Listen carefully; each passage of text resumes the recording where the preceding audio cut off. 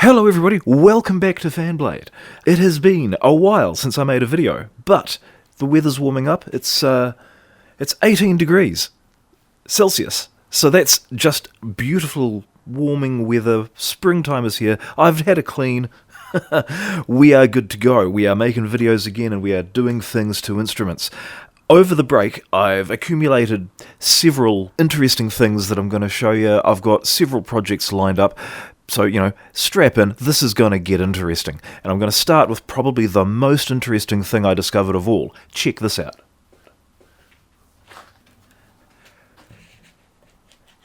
A 1974 Japanese Greco P-Bass copy. It's cool. Everything about this thing is cool. It's got a very weird pickup. We are going to do a deep dive on that. But first of all, I'll give you a basic overview. So any vintage Japanese collector will know Greco. They're just good. This is from 1974, and I've dated it from the catalogue that I found online. Essentially, the R in Greco still looks like an N, and there's no writing up the back there. So sometimes this said Mercury bass, sometimes it says Precise bass, but this is before any of that. So Greco. And these normally come at a fairly high price. They're very highly sought after by collectors. Now, I got lucky with this one because it's had a bit of a hit to the headstock there, and that's caused the fingerboard to separate across there. Now, this has been repaired. I believe it's had a professional job. The frets are nicely leveled. It plays beautifully. We'll take it for a test run in a second. It's a 38mm nut, which is jazz bass specs, which is very odd to find on a P-Bass. Also, check out the neck. Oh my goodness, it's a three-piece neck, but it's such a beautiful, beautiful piece of wood. But the main reason why I wanted this particular model, let's take a look down the other end. Super weird pickup arrangement. I've looked everywhere online. I can't find anything about these pickups. So what I'm going to tell you is based on the scarce information that I did find and a little bit of filling in the gaps and some supposition on my part. So take what I'm about to say with as many grains of salt as you require. What I believe happened was, through the very early 70s, the Maxon company, who made all of the pickups for the Matsumoku and Fujigen factories, and I believe this is a Fujigen, actually, from what I've been able to find out. The Maxon company worked out how to make them really, really good. And as soon as I saw these, from what I know of pickup design, having spent the last year trying to work out how to build them properly for myself, I saw these and I thought, ooh, nice wide area, nice big pole piece, probably sound absolutely incredible, and I really had to find one. I really had to test this one out for myself. The only other clues that I have that this matches the 1974 one is the fact that in the photo, it's got these massive knobs on it, and it's got a massive pickup cover. So what I think happened was that Maxon worked out how to make these pickups sound really good, and they thought, oh, this is a great design, put a massive pickup cover on it. Of course, people took the pickup covers off. I support that move. And then they didn't look right. And the feedback from customers would have been, oh no, we want pickups that look like the Fender models that all the Americans play. So these would have been put into production in early 1974, only made for a couple of months, and then never used again. They're very, very rare. And they don't come up for sale very often. So I'm very lucky to have this one. Very lucky to be able to bring you the sound of these pickups. Let's go try them out.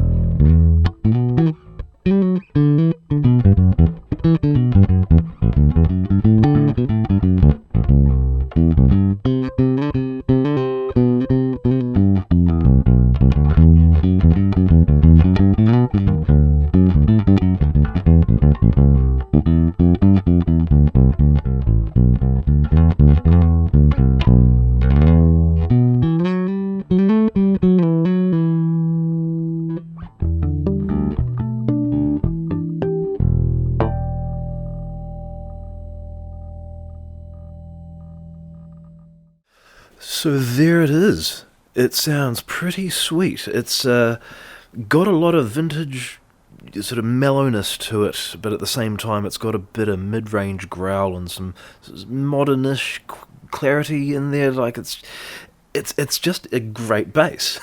Doesn't sound like a P-Bass at all, but it does sound very good on its own right. And the mission now is to find out why.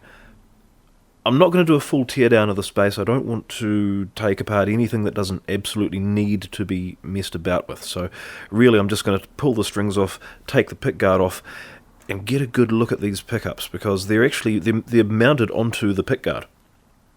So we're going to have to take all that apart. But I'm sure there's some very, very cool stuff inside there. Let's dive in.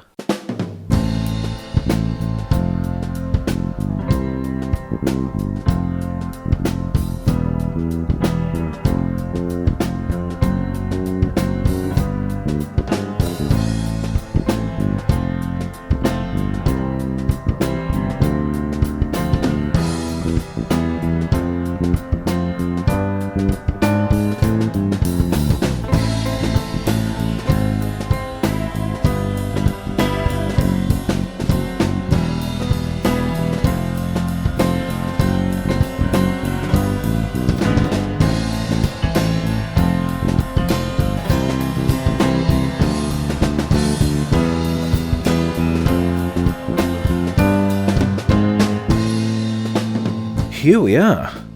We've got this pickup.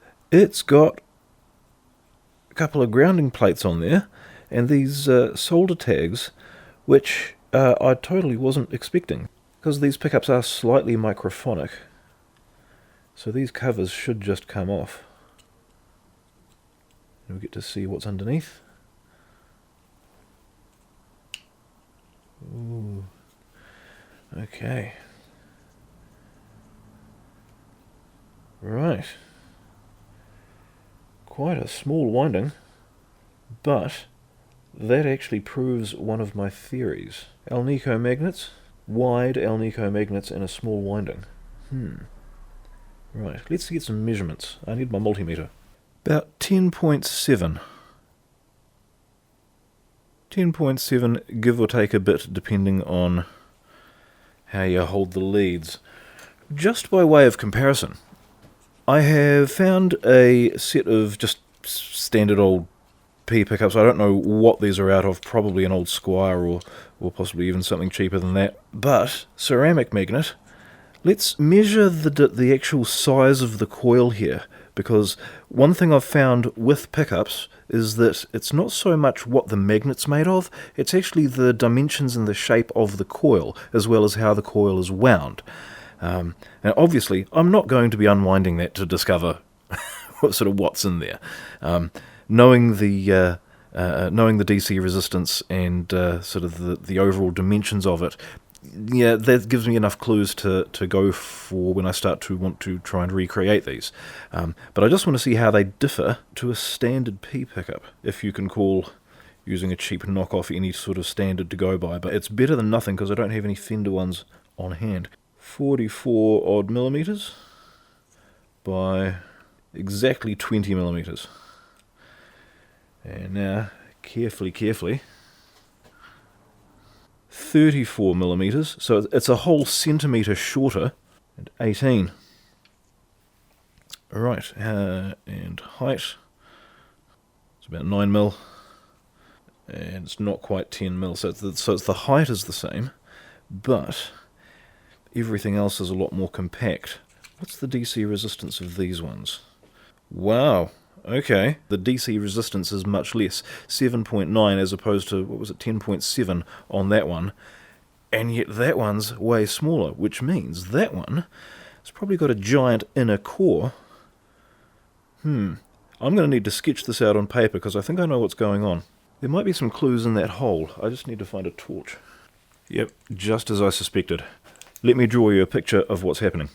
Okay, hold on to your pocket protectors, because we are about to nerd, and we are going to nerd hard. Here is what's happening on the inside of these pickups.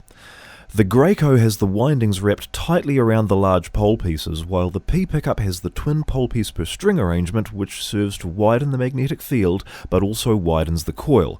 This particular cheap one, which I don't mind destroying, because if it sounded any good then it'd still be on a bass instead of rotting in my pile of old P pickups. Its flatwork is made from one piece of moulded plastic, which has a central core that houses the pole pieces, but pushes the coil out even further, and that causes it to lose focus and clarity. Real Fender Precision pickups don't have that central core. The wire is wrapped right onto the pole pieces, and they sound much better because of the more compact coil. To further illustrate why that matters, imagine a single coil jazz pickup with the coil running the full length of the assembly. As the string sits across it and interacts with the magnetic field, it's only getting picked up by the coil in the two areas adjacent to the pole pieces. In the case of the Greco pickup, it's got a lot of copper wrapped around the side of each pole piece adjacent to every string, plus the wider poles make for a wider magnetic field, and the compactness of the coil means there's simply more copper inside the effective magnetic field, which gives a better reading of the string's vibration. When I made the pickup for the electric upright bass earlier this year, I opted for one individual coil per string, with the full length of each coil sitting neatly inside its own magnetic field, and that pickup sounds fantastic, although it turns out that I'm not the first person to do that. After a bit of googling, I found that design has been used for decades by none other than wall basses. Yes, wall. Yes, that wall, as played by everyone from Paul McCartney to Jason Newsted to Flea, widely regarded as some of the best sounding basses on the planet, and what's more, they've been doing this since 1974, the same year as my Greco, and the same year that Leo Fender released the legendary Stingray bass with its big wide pole pieces. 1974. Must have been something in the air.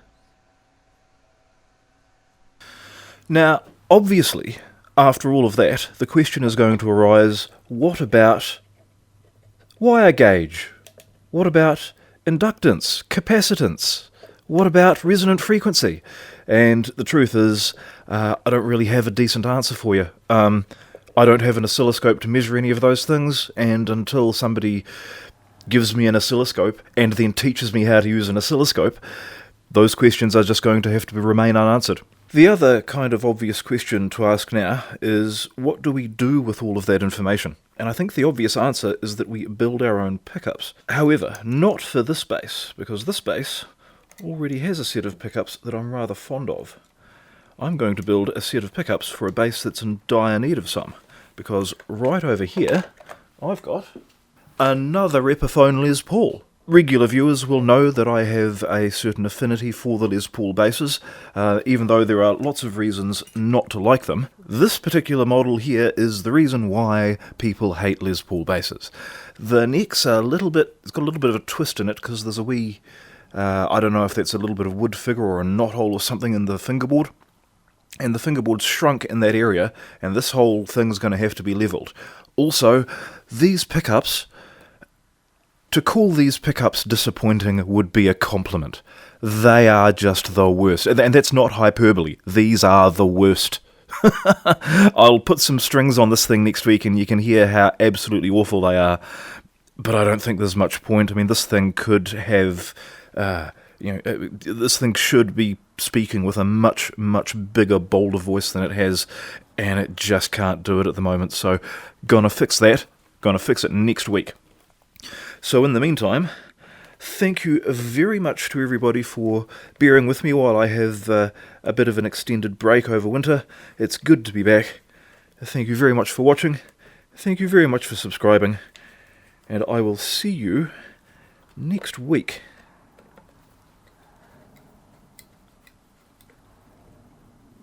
Cheers.